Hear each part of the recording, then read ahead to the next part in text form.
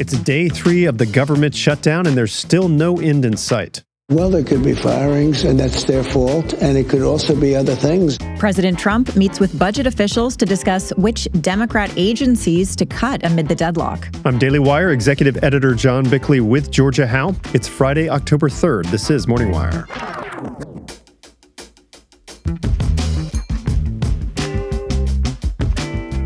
Multiple Jewish worshippers are murdered and more severely wounded in a terrorist attack on a synagogue in Manchester, England. On Yom Kippur, the holiest day for the Jewish community, a vile individual committed a terrorist attack. Plus, does Hollywood's hottest new movie glorify left-wing violence? Welcome to the world, Bob. Thanks for waking up with Morning Wire. Stay tuned. We have the news you need to know. This episode is brought to you by American Beverage, representing the local and many family-owned bottlers and distributors of Coca-Cola, Dr. Pepper, and Pepsi products operating in all 50 states.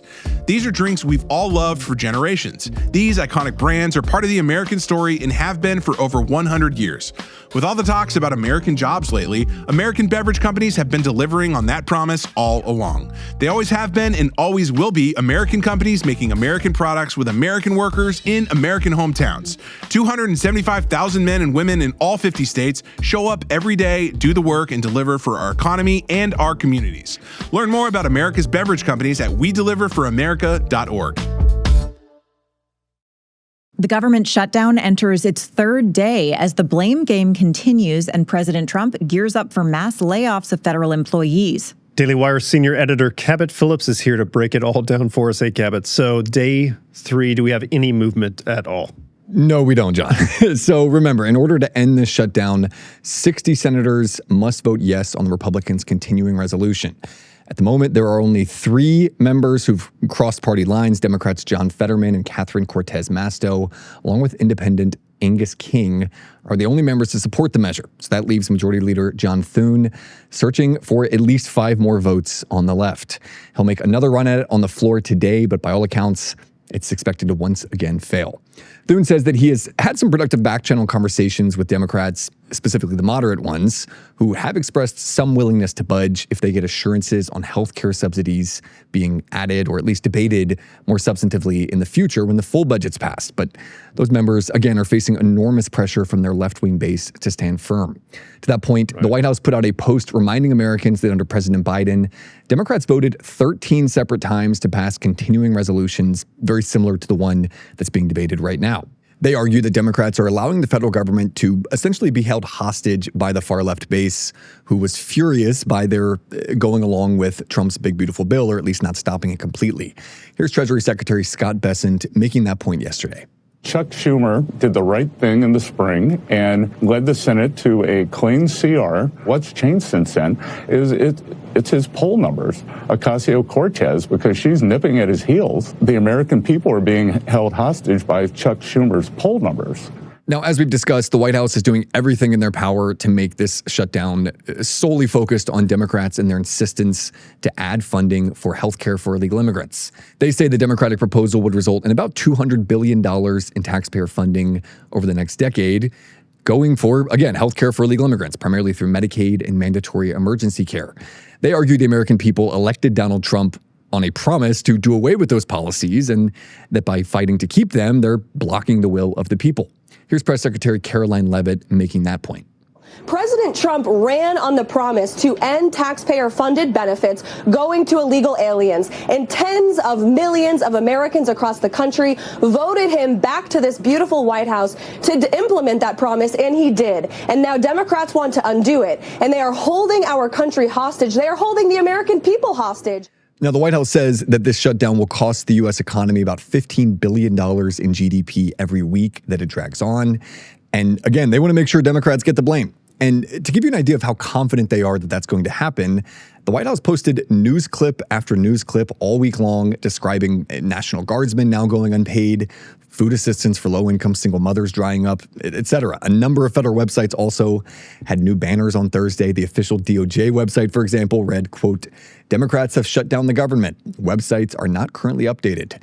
And then the Department of Housing and Urban Development's banner went even further, saying, quote, "The radical left in Congress shut down the government.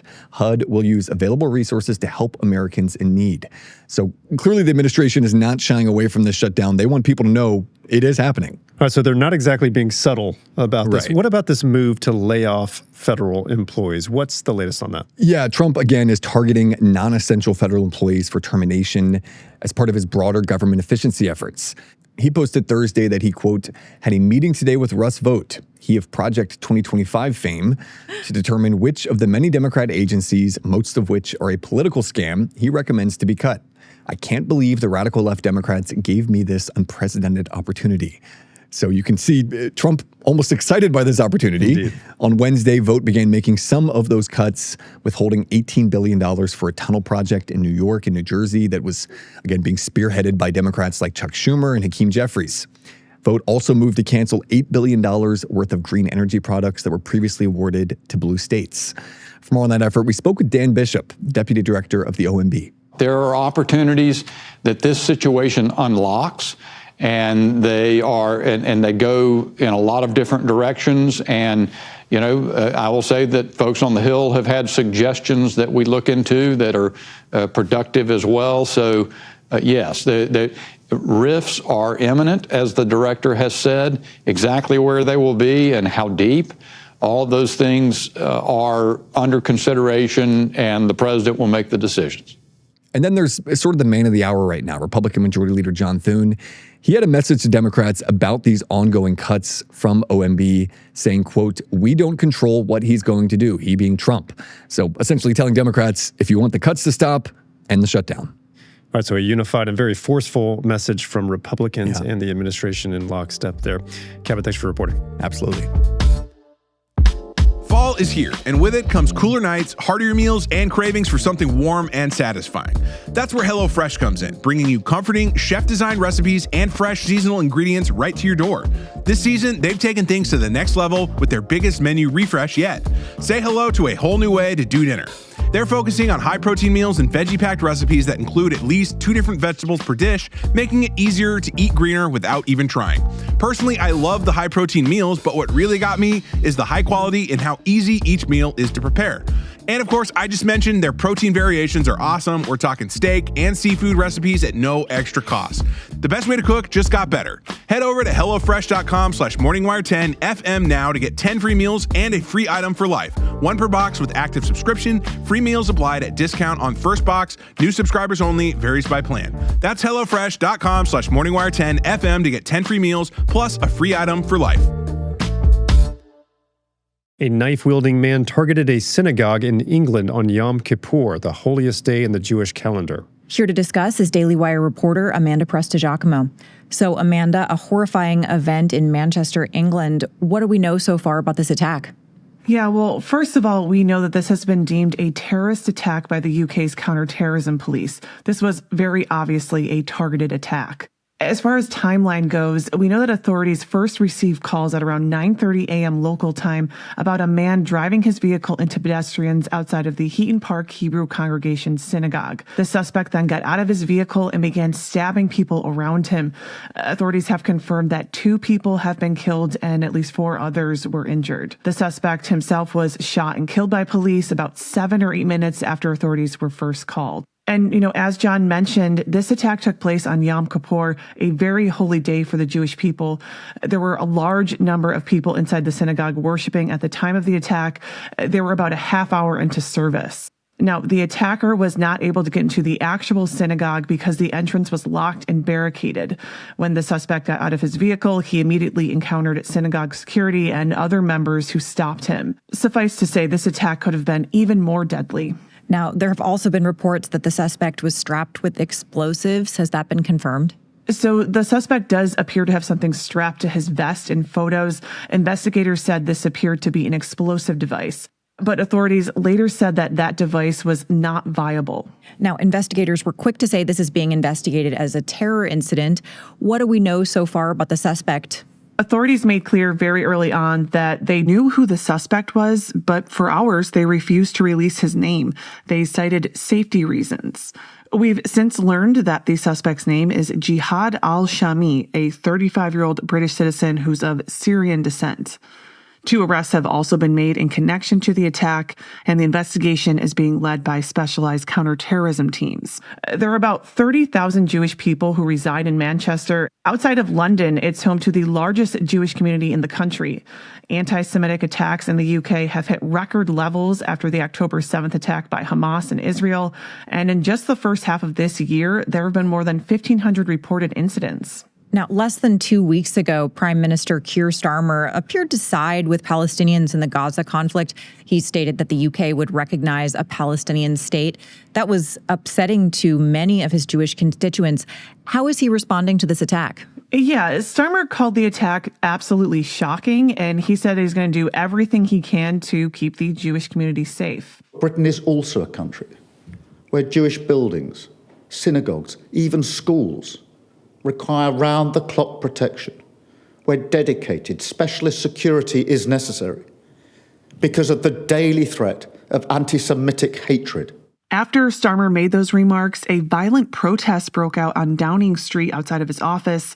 The crowd has been described as pro-Palestinian and anti-Israeli, and a number of arrests were made. Alternatively, there's been a lot of criticism of Starmer and, the British authorities more generally for letting anti-Semitism become so normalized and for allowing mass migration without any assimilation. Israel's foreign minister, Gideon Sa'ar, said that, they expect more than words from Starmer. Well, a very frightening situation for Jews in Manchester. Amanda, thanks for reporting. You're welcome. Joining us to discuss the new film, One Battle After Another, is National Review contributor Giancarlo Sopo. Giancarlo, thanks for coming on. Great to be with you guys. So this film is getting a ton of buzz. I want to ask you first, what is this film about? So I think to understand One Battle After Another, you have to understand the book that it's based on, and it's Thomas Pynchon's Vineland. So essentially, it's a story about a bunch of radicals who have gotten burned out, have attempted to attack government installations and institutions using violence. So it's a satire, right? So you got radicals on one side, and then on the right, you're going to have a bunch of racist, autocratic thugs essentially coming after them who are part of this paramilitary organization that is also tied, by the way, to a secret society of racists called the Christmas Adventures Club. The way you're describing it, we have left-wing radicals up against right-wing authoritarian radicals.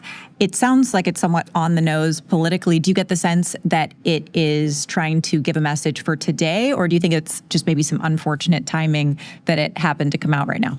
Well, I think that's one of the cool things about Paul Thomas Anderson is that he's a very talented filmmaker, so he knows how to make a film that's going to have some ambiguity.